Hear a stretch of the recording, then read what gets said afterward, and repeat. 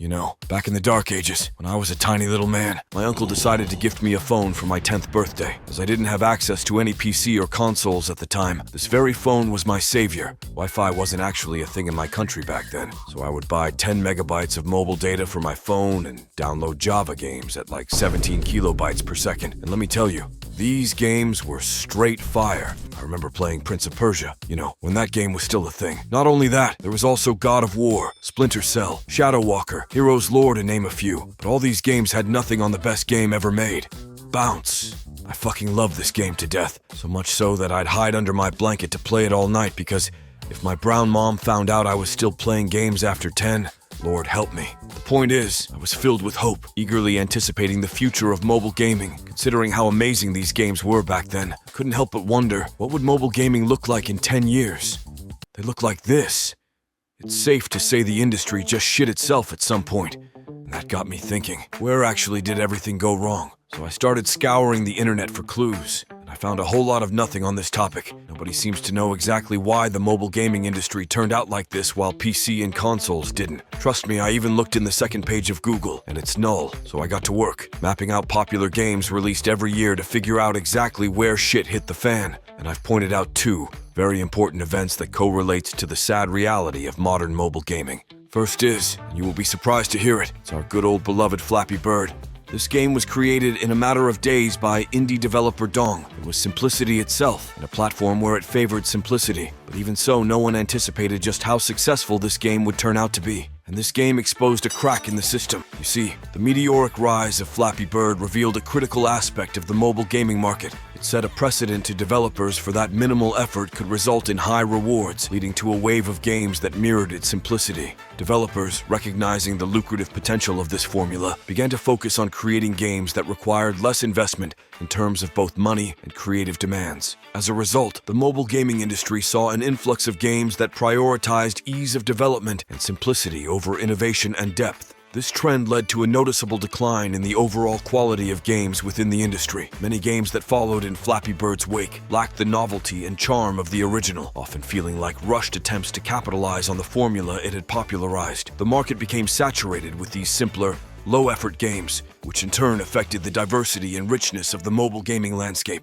The effort-to-payout ratio was so abysmal that the simple access to this knowledge single-handedly drove down the overall quality of the games in the entire mobile gaming industry. Dong actually took down the game thinking it was too addictive. Well, that wasn't the real issue.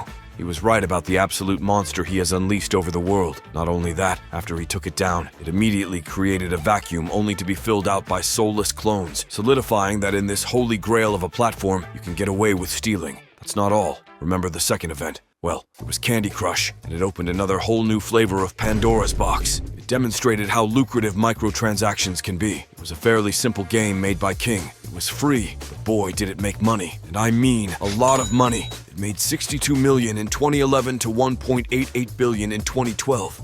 $1.8 billion in a year. Holy fucking shit! The game exposed a flaw in the system, fundamentally altering the mobile gaming business model. Previously, mobile games primarily relied on a one-time purchase or ad-supported format. However, Candy Crush Saga introduced and popularized the freemium model, which significantly changed how revenue was generated in the mobile gaming sector.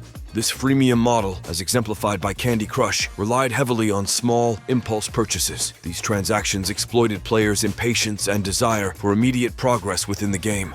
By offering quick solutions or enhancements for a small fee, players were frequently tempted to spend money to bypass time-consuming or challenging aspects of the game. This strategy was a total cash cow. It really dialed into the gamer's brain, hitting those dopamine buttons like a jackpot slot machine. It encouraged a cycle of spending that was not prevalent in the earlier mobile gaming models. The success of Candy Crush in this regard set a precedent for other mobile games. Suddenly, every game on the block was copying this free-to-play playbook, turning the whole industry into a wild gold rush. While these two explains how the industry turned out the way it did, it does not explain the why. Why did mobile gaming turn out like this while PC and console didn't? At least not yet. Believe it or not, these two events actually does uncover a truth that led to mobile games evolving from this to this. And that truth is, drum rolls please, people just don't give a fuck about mobile games. Let me explain. These two games showed clearly to the developers that people just don't really care all that much. Flappy Bird demonstrated you don't need budget to be successful, and Candy Crush taught developers that you can push the microtransaction as far as you can. The core issue with mobile games is that there is no one to talk about them. No one is passionate about the industry, so companies are free to do whatever the hell they want without any pushback from any vocal group. It lacks the passionate, engaged community that's commonly seen in PC and console gaming. This difference in community involvement has significant consequences for the standards and practices within the industry. In the world of PC and console gaming, there's a culture of enthusiasm and discussion around each game release. Gamers eagerly anticipate new titles, follow development news, and engage in lively discussions about every aspect of their favorite games. This engagement creates a community that's not just passionate,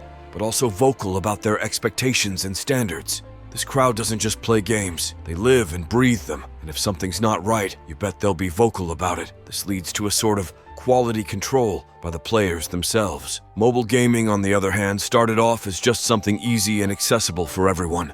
It wasn't about creating a gaming experience, it was more about giving people something quick and easy to play. Because of this, the whole community vibe that's so strong in PC gaming never really developed with mobile games. Even if you factor in the subset of mobile gamers that are active in voicing their opinion in sites such as Reddit, they are too small compared to the $82 billion the industry brings in to have any effect on anything. This lack of passionate engagement means that there's no strong, unified voice demanding better quality or ethical practices in mobile gaming. Without this community-driven oversight, mobile game developers and publishers often employ strategies focused more on profit than on player experience. For instance, the prevalence of microtransactions and pay-to-win models in mobile games has continued unabated, largely because there isn't a significant community outcry against them. One key reason for this lack of community engagement is that when it comes to mobile games, most people see them as just a way to kill time. They're not something you get super into, like how some folks are with PC or console games. More like something you'd play while waiting for your coffee to be made, not something you'd spend hours diving into. Because of this, players generally don't get too emotionally or financially invested in these games. Usually. So, if a mobile game is kind of meh, people are less likely to make a big fuss about it.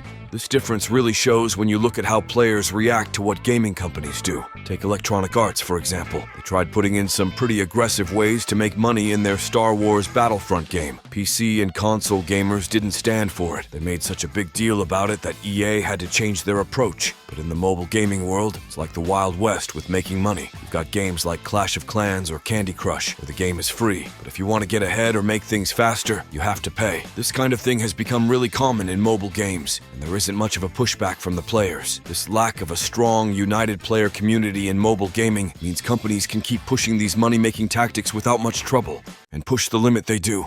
Let me tell you a story of war crimes. The drama all began with Wild Frontier, a mobile game by 37 Games. This game had a feature where players could earn gold by joining a clan or guild. However, a glitch allowed players to repeatedly earn gold by leaving a clan and then joining another one. This was quickly discovered and exploited by the players. Then, instead of fixing this bug, 37 Games started banning players who exploited it. Now, this was a developer's oversight, not a hack or cheat created by players. So it wasn't the players' responsibility. It gets worse. 37 Games then reached out to the banned players, asking for money to unban their accounts, and gave them a deadline to pay up. Believe me or not, it gets even worse. It turns out they were asking different amounts of money to unban people depending on how much they spent on the game. We're talking about sums like $340, $440, or $880. And yes, it gets worse. 37 Games wasn't consistent in their banning spree. They seemed to spare players who were big spenders in the game.